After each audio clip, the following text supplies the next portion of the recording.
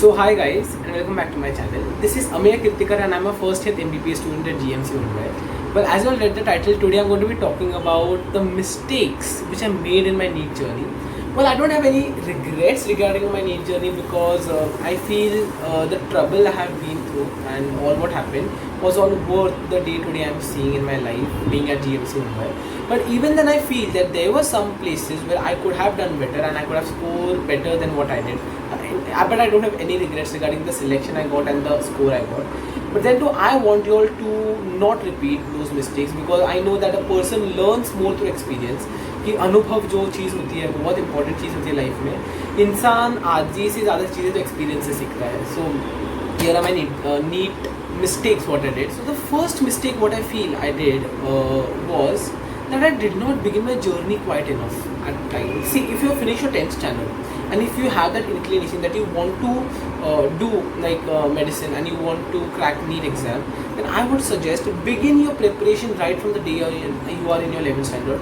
Don't expect for anyone to come to you or don't expect anyone don't expect any help from anyone. जिस दिन पर हो अभी जिस मोमेंट पर हो लाइफ में वही दिन से वही मोमेंट से प्रिपरेशन स्टार्ट कर दो.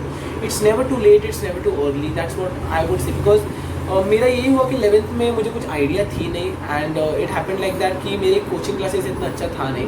Well I have taken suggestion into consideration my journey वाला वीडियो.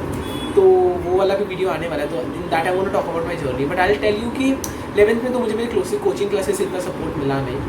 एंड 12th में I did private from a sir called Avinash sir and I guess he was one of the best things which ever happen to my life because उन्होंने मुझे बहुत help किया. But तो भी अगर मैं सोचता हूँ कि अगर मैंने वही प्रिपरेशन को 5-6 महीने पहले स्टार्ट कर दी होती तो maybe I could have scored better. So begin your preparation at the day where you are. Begin your preparation at the earliest. That is what is my NEET tip to you all. Because ये चीज़ होती है कि जितने जल्दी preparation start करोगे, NEET का syllabus इतना ज़्यादा नहीं है, नीट के सिलेबस को रिविजन ज़्यादा चाहिए. तो that is the thing about NEET and so I would suggest कि begin your preparation at the day at which you are in your life. The second tip what I feel that I could give somebody at least from now, मतलब 2-3 साल पहले ये tip नहीं दी जा सकती थी.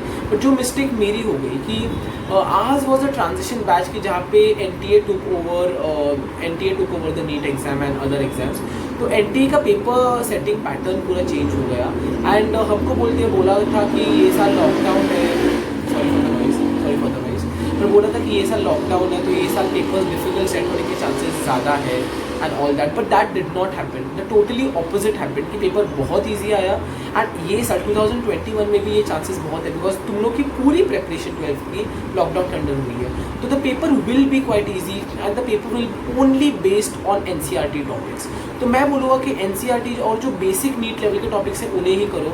मेरी ये गलती हुई थी कि मैंने फिजिक्स में और केमिस्ट्री में काफ़ी एक्स्ट्रा टॉपिक्स किए थे एंड कहीं पे तो जो अपने बेसिक टॉपिक्स होते हैं उन पर इतना फोकस करने का टाइम नहीं मिला. Third NEET mistake what I did, at least not a NEET mistake again, it is like कि ये भी चीज़ मैंने थोड़ी पहले स्टार्ट करनी चाहिए थी. इट वॉज रिविजन ऑफ फॉर्मूले. मैं जो हर बार बोलते रहता हूँ कि फॉर्मूले बुक बनाओ, फॉर्मूला की बुक हर रोज़ सुबह उठकर रिवाइज करो, ये मैंने खुद लास्ट के 6 से 7 महीनों में किया. आई वॉज थिंकिंग कि अगर यही चीज़ मैं एकदम मेरे नीट के प्रिपरेशन की स्टार्टिंग डे से करता था तो मेरे फार्मूलाज कहीं ज़्यादा लेवल तक स्ट्रॉन्ग होते थे. ऐसे नहीं कि मेरे फार्मूला स्ट्रॉन्ग नहीं थे बट वो कहीं और ज़्यादा लेवल तक स्ट्रॉन्ग होते थे and I would have scored better in my at least in my chemistry paper because in my physics paper. Chemistry में तो मेरे फिजिकल केमिस्ट्री में सारे क्वेश्चन राइट आए थे बट फिजिक्स में आई कुड हैव स्कोर्ड बेटर अगर मेरे फार्मूला में स्टार्टिंग डे से हर रोज़ सुबह उठकर रिवाइज करना स्टार्ट करता. Next thing what I feel कि जो चीज़ ने तुमने बहुत धोखा दिया that was inorganic chemistry. Inorganic chemistry में बेसिकली मैंने ये ऑब्जर्व किया कि जो चैप्टर्स थे ब्लॉक्स वाले चैप्टर्स उनको मैंने स्टार्टिंग से बहुत इग्नोर किया. मैंने स्टार्टिंग से इनऑर्गेनिक केमिस्ट्री पर इतना ध्यान नहीं दिया. फिर बोर्ड्स के लिए जितनी बड़ी इनऑर्गेनिक केमिस्ट्री उतना पड़ा because inorganic chemistry is very volatile. Okay and inorganic chemistry ऐसी चीज़ है कि जो एंड में ही करने की होती है ताकि वो ज़्यादा टाइम तक याद रहे.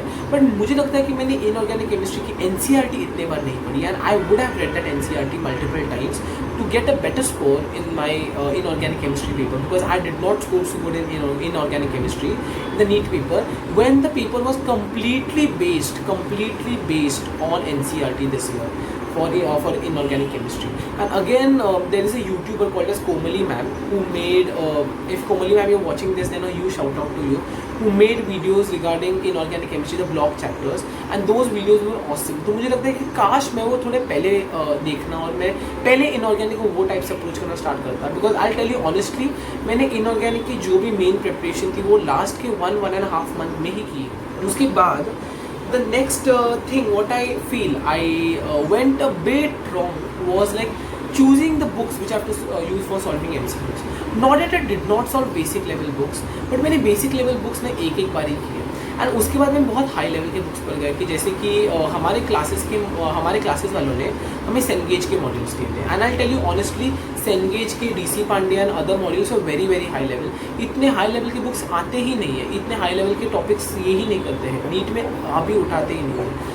तो then Avinash sir told me कि use books like USS, Vidya Bharati, target publication books, finger tips. तो मैंने वो चीज़ बाद में तभी से शुरू किया. तो आई वुड सजेस्ट कि start solving easy level MCQs books first. कि मैं सोचता हूँ कि अगर मैंने ईजी लेवल के MCQ बुक्स ज़्यादा अच्छे से किए होते हैं तो maybe I would have had a better grip on easy level MCQs. And मैं तो बोलूँगा कि सम पीपल से कि solve one MCQ book twice. That is also a great way. Or you can go for 2 easy level books. Like for biology, you can go for MTG fingertips and master the NCERT. And in physics, you can go for USS, Vidya Bharati, Target. In chemistry, you can go for modern ABC. Then you can go for fingertips. Then you can go for target publication books. Then those books are really. And the last mistake, which I even regret, which is the only mistake I regret doing. कि मेरा NEET score actually 620 आया था. जब मैंने Elon के answer की से check किया था तो मेरा 622 कुछ तो था. बाद में मैंने NTA के आंसर की से जब भी चेक किया मेरा नीट का पेपर तो मेरा स्कोर 618 आया था, 618. And the tragedy what happened with me कि जब भी नीट की आंसर की रिलीज़ हुई, मतलब अपनी जो आंसर की होती है ना लिखी हुई, वो आंसर की का फ़ोटो रिलीज़ होता है. वो आंसर की के फ़ोटो से मैंने चेक नहीं किया. एंड इफ़ यू फील कि तुम्हारे आंसर की और इसके ये मैच नहीं हो रहे तो then you can file like you can send a complaint to the NTA. मैंने वो किया नहीं, जिसकी वजह से मेरा स्कोर 610 आया. लिटरली मेरे जब मैंने नीट का पेपर देकर आकर मैंने चेक किया था वो स्कोर में और मेरे एक्चुअल स्कोर में 15 मार्क्स का ये था.